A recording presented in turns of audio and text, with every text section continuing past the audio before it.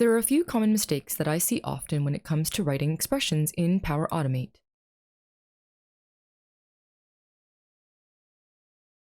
Expressions shouldn't be written directly into an action field like this.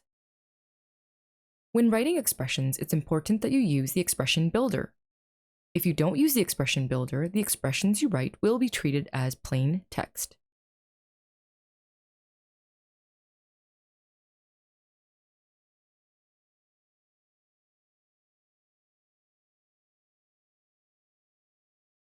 Certain functions in Power Automate require specific data types. For instance, using a number in a function designed for a string will trigger an error.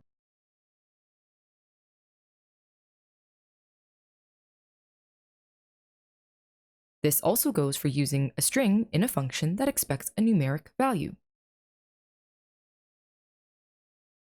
To convert a number into a string, wrap the number in a string function.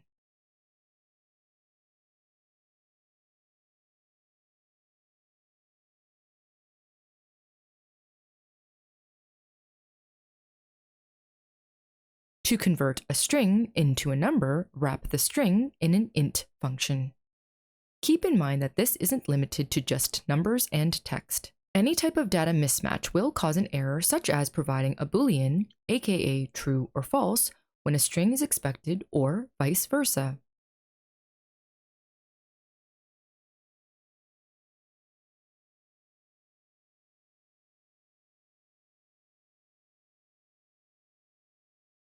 It's important to carefully read the error messages Power Automate provides, as they can help you identify and fix these mismatches in your flow. Also, don't forget to pay attention to the tooltip, as it'll display what type of data the function is expecting. As you type, the parameter you are currently defining in the function will be bolded.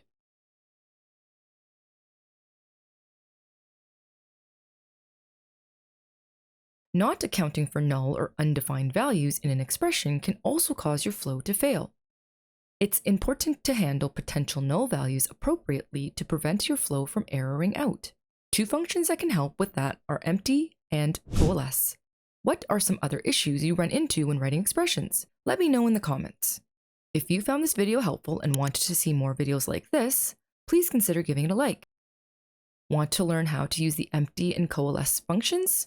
Check out this tutorial where I cover those and share more expression tips. Don't forget to subscribe so you don't miss out when I upload new videos. Thanks for watching!